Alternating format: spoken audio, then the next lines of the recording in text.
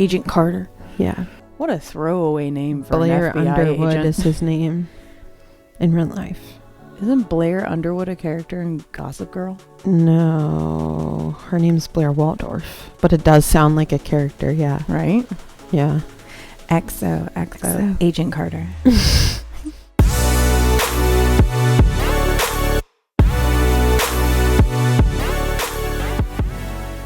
Hello, everyone, and welcome back to the Ride Home Podcast. My name is Abby. Why are your hands like that?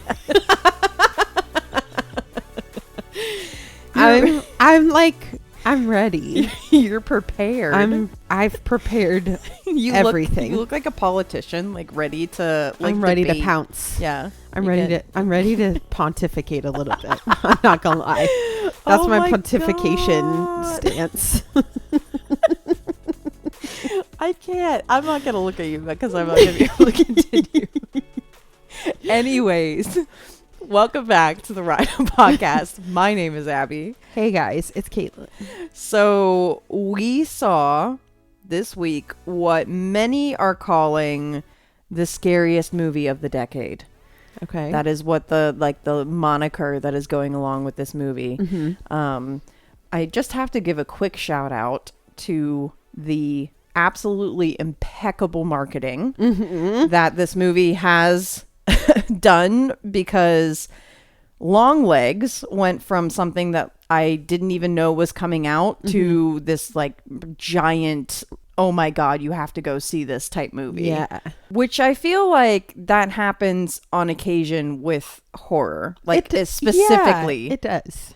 And I'm kind of surprised because I feel like the times that this type of hype is around a horror movie, there's always these weird videos of audience reactions. Yeah. You know what I mean? Yeah, Where it's like you see like the night vision of the theater and it's like, this is what the audience thought of Blair Witch Project. Yeah. And it's like them going like, yes. oh! Yeah. You know? Paranormal Activity was a big one for that. So I feel like there is this very genre specific marketing style that is horror and horror alone. And a lot of it is like, I don't know if it's organic or if it actually is like the studio pushing it, but I feel like a lot of it is kind of this like word of mouth, like rumblings of like, oh my God, have you seen Longlegs? Like, yeah. You know, but I will say it worked because in, you know, bumfuck South Carolina, sold out theater. Sold out. Shoulder to shoulder. The entire theater was sold out. Yeah, I was kind of surprised, honestly. I was surprised too. Like when I changed, because we were originally going to see it in the morning, or not the morning, but like 1:30 p.m. 1:30. Not the morning. It is to me. We were going to see it earlier in the day and we switched showtimes. And when I went to get tickets, I was shocked because by 10 a.m., it was mostly booked. I know. That's crazy, dude. But I love when movies get people to show up like that. Yeah. I love the turnout. Our audience specifically, I don't know if they like knew what they were getting themselves into. I don't think so. Because I feel like everyone kind of had this general sense of like, it was a very vague trailer with a lot of just like pointed marketing that was like, oh my God, this is terrifying. Sure. Like Nicolas Cage is terrifying, like whatever. And so I feel like we, as an audience, all just went into it blind. And I could kind of see everyone at the very end when we were all walking out, just like, what the fuck did I just watch? Kind of a thing. Yeah. And that's like people who I'm sure liked it and people I'm sure who didn't like it. It was just this mutual like disassociation as we all left together. Yes. As we actively found out that Trump got shot also. Oh my Lord. Like, what a weird experience. Literally, as the credits were rolling, I got my phone out to shoot a reel that we were going to post. And I have like 37 text messages that are all just like, oh my God, like Trump got shot. And I was just like, and I had this weird moment where I was like, no one else in this theater knows that Trump got shot. But it was a whole weird thing. And then, of course, we cannot forget to mention that because it is South Carolina in the summer and it's 95 degrees, we do not record in the car during the summer. So we just need to let you guys know that on our actual ride home, we... Can you explain what we saw? Sure. We were having a moment Okay, it was build it. the whole Build the thing was scenario. weird. Yeah. We got out of this movie, immediately find out Trump got shot. Mm-hmm. Get into our car. Things are already weird, feeling weird inside. Yeah. First, there was like an emergency. Like there were like multiple fire trucks, multiple and emergency shit. vehicles with lights and things going on up ahead of us. Once we passed those, there was a woman. Standing on the corner of a road that staring straight ahead. People don't really like walk on this road. It's a very busy road. She's just standing there wearing all black with some sort of clown makeup on that is also all black. Her entire mouth was blacked out. Staring straight ahead. When I tell you, like, I felt fear like inside my butt. Like it was like it dropped to the seat of my butt. And I was like, oh my God. I literally wished that I was the one driving because I would have hit the gas so fucking hard. We would have been home in 1 minute. I don't know why, but I thought you said that you were going to like turn and hit her. No. Oh my God. Take the clown out. No, I wouldn't take her out. I don't condone violence of any type. It's true. Anyways, that was so bizarre and I felt so freaked out. It was very weird, and it was kind of like that weird, like you just got out of a dark movie, but it's light outside, and so you feel disoriented in the first place. And then when we saw that girl, it was like I just needed to get home. I wanted to be home. And then parked outside of our apartment was your exact car, which we've never seen before. It felt like a Twilight Zone moment. Said we live in a simulation. Yeah. It was freaky. We had weird. We had a rough night. Yeah, but you know what? We're here now, and we're going to talk about Longlegs, and I really just want to dive into it. But first, can you give us a synopsis, cast list, the whole 9 yards? Yeah, of course. Happy to. FBI agent Lee Harker is assigned to an unsolved serial killer case that takes an unexpected turn, revealing evidence of the occult. Harker discovers a personal connection to the killer and must stop him before he strikes again. And this movie stars quite a cast, actually. Nicolas Cage, Micah Monroe, Kiernan Shipka, Blair Underwood, and Alicia Witt. And it is important to mention that this is written and directed by Oz or /Osgood. Whichever. What name is Osgood? It sounds made up as You know fuck. what? If anyone was going to have a son named Osgood, it would be Anthony Perkins. Of course. So he is the son of Anthony Perkins, and more importantly to Caitlin. To me. He's David, the weird guy from Legally Blonde. When I saw it was David from Legally Blonde, I was like, get the fuck out of here. Yeah. Like, of course, like the way I recognize him is like the son of Anthony Perkins. Yeah, you're like, he's Anthony Perkins. I'm like, who? Who's Anthony Perkins? Like, okay. So basically, a horror pedigree is in this guy. Yes. And he just certainly went all in on Longlegs. But he really did. I really want to get your thoughts and feelings first because I know you have a lot to say because you were furiously typing notes in your phone. Dude, here's the thing, dude. I can't remember a time I've had this many things to say about a movie. Oh my God. Okay. Get your soapbox out. That's the thing. I don't know where to start. Okay. Should I just guide me? Did you like it? Yes. Okay. Guide you in a direction. Did it live up to the hype? Okay. I'm so glad you asked me this question. Okay. Because this is one of my many thoughts about the movie. Okay. I loved this movie. Okay. I'm going to just show my cards right away. Put them on the table. I love this movie. I'll share specifically what I loved about this movie in a second after I answer this question. Okay. Do I think this was what they called the scariest movie of the decade? Yeah. No. Okay. However, there's a caveat here. Was it creepy?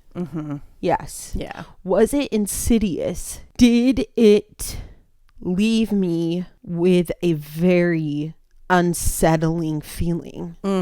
Yes, 100%. So I think the marketing of them saying it's the scariest movie ever, I think everyone interpreted that in their own way. Yeah. And I, even myself being one of those people, because I was really scared to see it, because I was like, oh Lord, like, is it going to be too much for me? Am I going to be able to watch it? Right. Also, I gotta say, just like a shocking lack of gore. I was expecting a lot more gore. There was one scene that I think was a little, like, if you have a sensitive stomach, you might be, you know, disturbed. But yeah, but you know, it's weird though. It didn't even really bother me that much.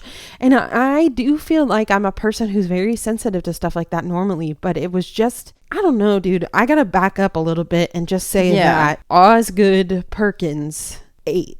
He's got something going on in his little noggin.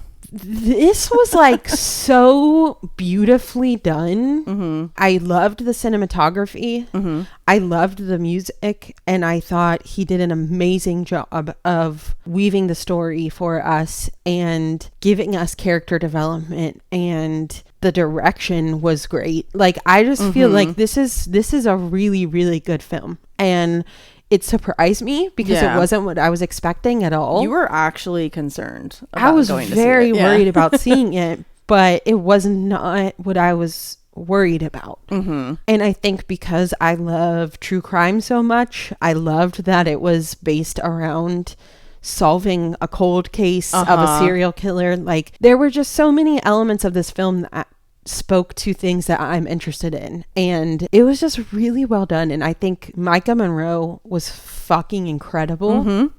And you're being very quiet, and I'm scared you didn't like it. I didn't like it. You didn't like it at all? No. The more I think about it, the more there are elements of this that I did like, and I'm going to completely agree with you and say that Micah Monroe was great. She was, I have no notes for her, spectacular.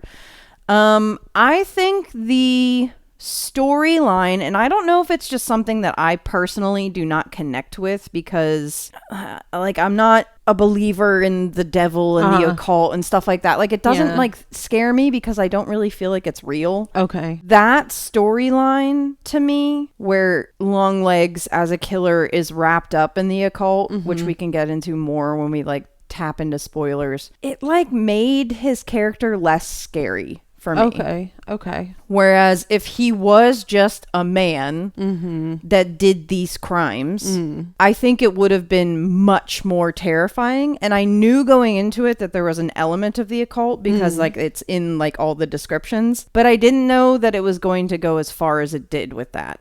Okay. And I think it made it less scary for me. Okay, that's fair. I will say a couple of other things too, is that I thought it was unfortunately very predictable. Like, almost like to the beat predictable. Like, I knew exactly what was happening each time it happened.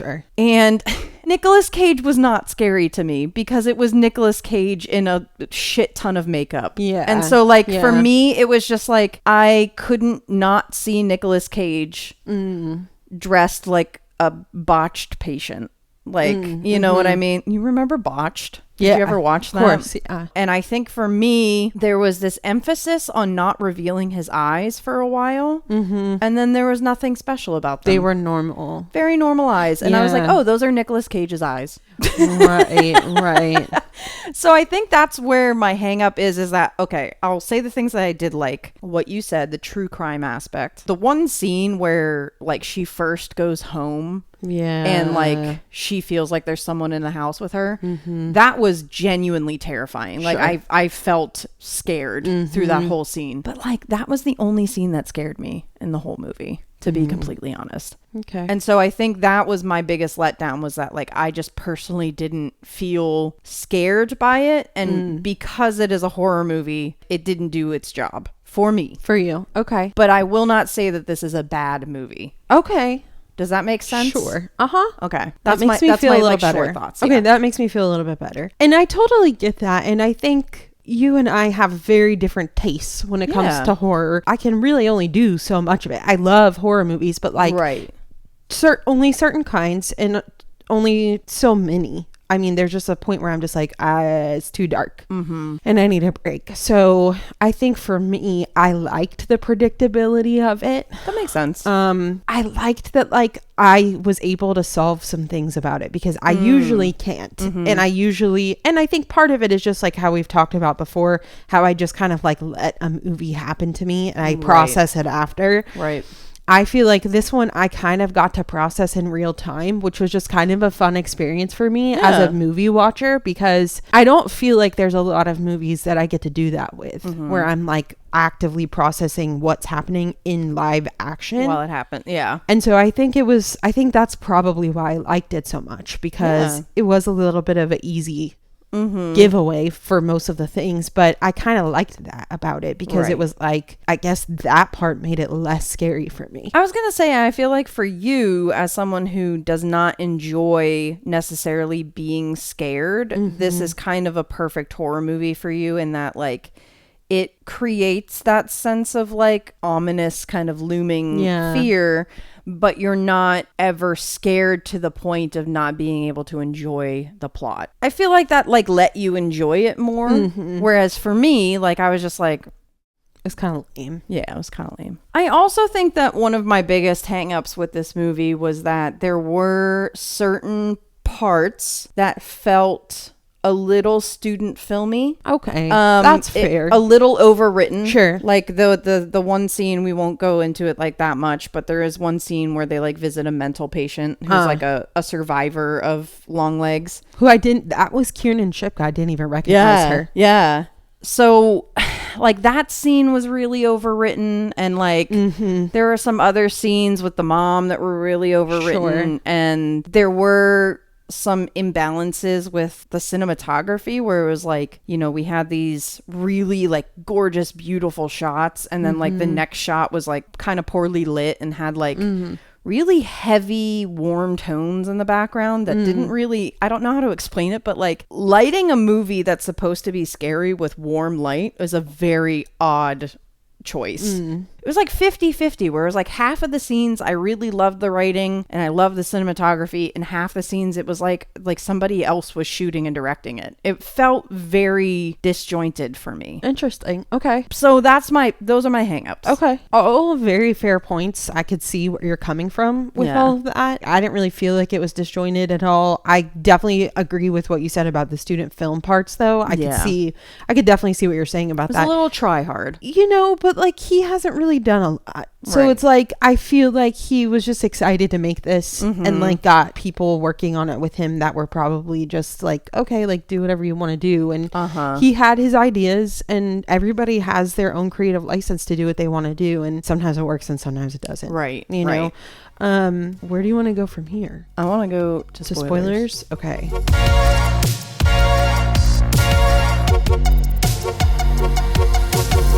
Welcome back to the spoiler section of the episode. If you have not seen Longlegs and you plan on seeing it and you do not want to be spoiled, pause here and come back to us after you see it. But if you do not care about spoilers or you have seen it, we're about to dive in. Let's fucking go. And I just need to really unpack Nicolas Cage's appearance. Okay. And also just character in general.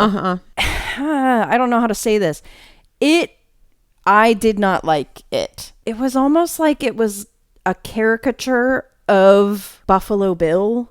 And I don't necessarily understand why they went with such a wild design for his character to the point that like you could physically see the makeup on his face. Like you could physically see the prosthetics. Yeah. And my question is, this is set in like what, the 80s or 90s? Yeah, I think Bill Clinton is president. So 90s. Yeah. Okay. What's going on in the 70s, 80s, and 90s that this person looks like this? Right. Like, how did he end up like, is he supposed to be like birth defect, deformed? Is he supposed to be like, he's so pale because he never comes out of the house? Or does he wear makeup? To make himself look like that? Like, that was the part that like I didn't really understand, because it's like, okay, yeah, like it looks weird obviously, but like what's the deal? Like, Right. what is the motivation for him to look like that? Right. I think that there also is a common theme or a common, I don't know, thread that stretches across movies, not just horror, but movies throughout history. Okay. Where the villain is male with very female mannerisms and presentation. And in and of itself, that is supposed to be scare creepy. us, yeah. And I can even go into like Disney movies that do that. So Sure. like Frollo from Hunchback, even Scar. Like Yeah. Scar is, all of his mannerisms are like a gay man. Yeah. Like he very, very effeminate, very like kind of talks like a gay man. And even, like I said, characters like Buffalo Bill. Sure. And all of these villains across the years are always very almost homophobic in nature. Like it's Yeah. like you in and of itself are creepy because you're a male that is feminine. And I as a person who has moved about the world in a woman's body, and you as well, Yeah. we can all acknowledge that the real scary men in this world are not the men that look like that and act like that. And so I think for me, I feel like that's a trope that's overused and I think a little outdated. I think it was also a little bit done in the Black Phone. Is that what it was called? Yeah. It's like they have like long hair, very like their mannerisms are very light and feminine, and they're like do and like dainty. that's supposed to be creepy. He has his little high voice and like all of that. And for me, that is not scary. That's just an overused trope that's not going to scare me anymore, because first of all, it's based in a lot of homophobia, and it's based in a lot of like anti-women, because it's like the worst thing you can be is a man that acts like a woman. Yeah. So like for me, that's an automatic like, Yeah. His character design in general, even if it was a trope that didn't bother me, it just was too much. Like it looked like caked on everything. Yeah. Kind of looked like a little bit like Marilyn Manson. Yeah. He did. It was like giving that energy. Yeah. You know, like a little bit like we're copying Marilyn Manson, because like the white makeup. Yeah. Do you know what I mean? And like the prosthetics, just kind of interesting choice. So I will agree with you on that. I think it was an interesting design choice, interesting makeup and costume choices. I thought that the scene, like the opening scene, was really scary, and I thought he did a great job. I thought his acting in general in any flashback scene with Lee as a little kid was really fucking creepy and terrifying. But all of his scenes in the present time, it was like Nicolas Cage just like snorted a bunch of coke, and then they were like, okay, act like a serial killer. Yeah. It felt very caricature, very overdone, very over the top. And I was just like, all right, buddy. Like, I love Nicolas Cage. Don't get me wrong. But it felt unhinged. But do you know what I think happened there? I think it might have been a direction thing. I mean, it's fucking Nicolas Cage. Yeah. And I feel like there was a direction given. Nicolas Cage became unhinged. And I think Osgood Perkins loved it. Like, I think he ate it up and he just let him do it. Yeah. Yeah, I agree. Do you know what I mean? And I think it was maybe one of those things where it's like he's a relatively new director, and it's like one of those ones that maybe got away from him a little bit as far as like direction goes. Like, and that happens. And I also think that there is kind of a temptation for either a young director or someone who is new to just like film creation in general, because like I noticed this a lot in film school, and I honestly like I notice it in my career right now. There are certain choices that are made where it's almost like you feel like you have to go with the most bold choice. And so for him, seeing Nicolas Cage, I'm sure they did like multiple takes, especially if like that car scene when he just like loses his freaking mind in the car. I'm sure there are multiple takes where it's a much more subdued energy and he's not like that fucking cracked out. And I'm sure that it was this temptation of like seeing this actor go all out on something and being like, well, that's the take. We're going to put this in. But like sometimes the all out performance is not the good one. Yeah. I think this was a very emotional movie for him. Talking about Osgood Perkins. Yeah. His vision for this movie, was very specific. And I think it was very creatively like emotional for him to make it. And I think he probably did just get carried away and like saw him losing it like that and was like, it's so crazy. We have to do it like that. And, even going back to the marketing of this film, the clip that was going around of Micah Monroe seeing Nicolas Cage for the first time, her heart rate speeding up so much. I think this was a very emotional film for everyone that made it. Yeah. I kind of appreciate that as artists, like it, not saying it landed or it worked, but I can appreciate, because I am a feelings-based person, like I can appreciate where that might have gone wrong and how that might have happened for them. Now, moving on from Nicolas Cage's character and appearance, I really actually genuinely have to ask you this. As someone who loved this movie, did you like the possessed doll brains? Okay, no. Okay, good. No. Because I was going to say, like... No. No, that was a huge hang-up for me, dude. Yeah. Huge hang-up. I have to say, no, I didn't get that. I didn't. They looked like ball bearings from from yo-yos back in the 90s. Yeah, I felt that was an odd choice. And I think, like you said earlier, I think that was maybe where the occult part got a little off track. I think we could have done with some of it. I think we could have done with the anagrams, and I liked the inverted triangle, like lining up with the dates, and him killing families with girls' birthdays on the 14th. I thought all of those things were like super cool, very cool. Kind of Charles. They even said like it's like Charles Manson in the movie. Like they like correlated them. I thought all of those details were really cool and smart. But the doll thing, you lost me. But on the note of the doll thing, I wanted to make a comment about that. Yeah. Do you remember, this is something that I realized after the movie. Do you remember the scene where they find out that the doll had this metal orb in its head? It was the medical examiner. And they were doing like an ultrasound on it? Yeah. So I realized something about that scene. It served a purpose. My thought of that scene is that the medical examiner has become possessed and is going to kill his family, because he makes this comment about when he holds up the ultrasound to the thing, he's like, see, like it doesn't, there's nothing in there. It's empty. But then he makes this weird comment. He says, it's weird. I thought I kept hearing it say my wife's name over and over again. But I don't think that could be. Yeah. And he was talking really strange. He was talking super strange. I don't know. Weird scene, but that's just a weird theory I had. I think the thing that the whole aspect of the possessed doll brains too was that Micah's character Lee has this connection to Longlegs because her doll still exists.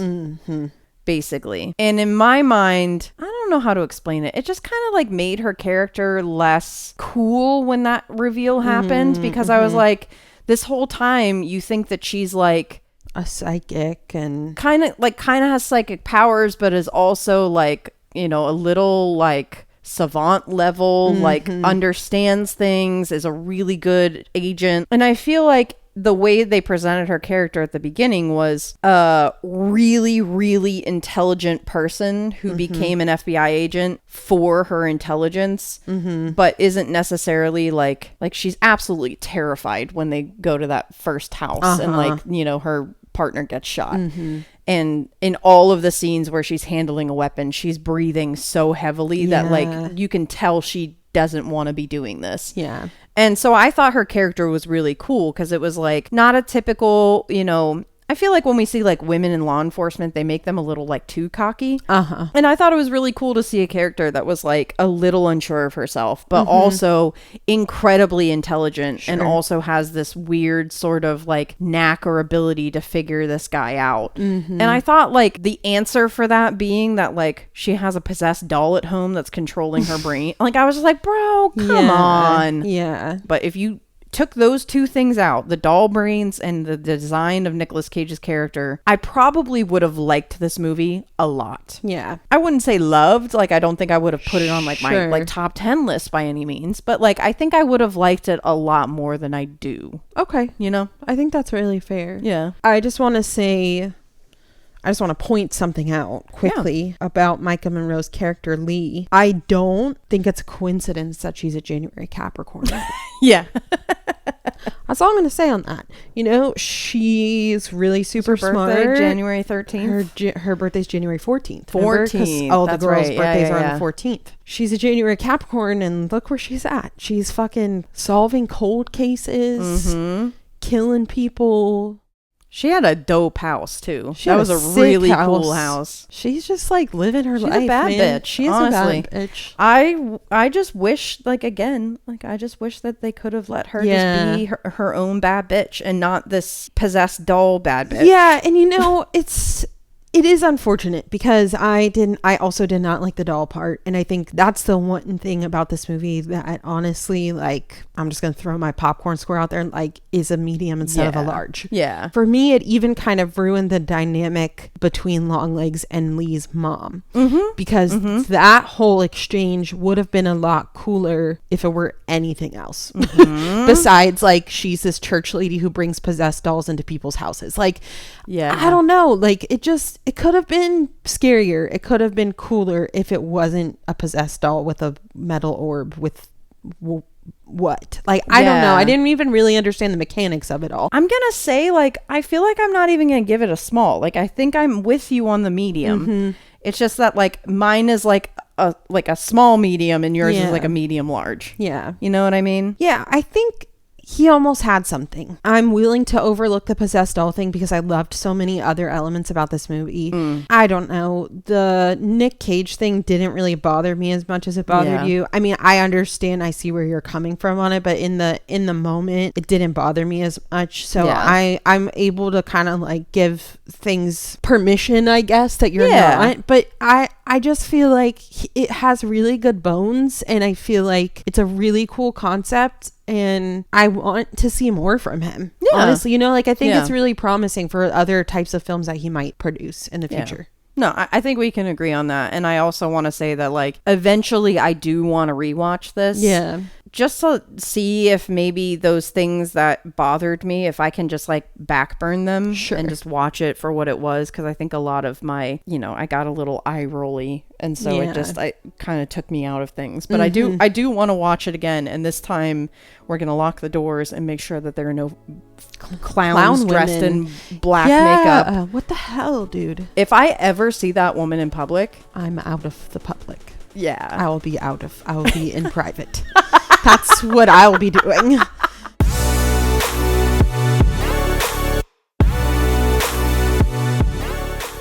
Thank you so much for joining us for another episode. Keep an eye out on our Instagram for what our next episode will be, because we will always post it on there first. We'll let you know. But until then, go see Longlegs just to experience it. No, I please. mean, I feel like this is one that, even if I necessarily didn't love, I would still suggest going to see it. 100%. Especially just to be a part of a kind of cultural phenomenon that's happening right now. All right, everybody, we will catch you next time. And until then, have a great week. Thanks for joining us on the ride home.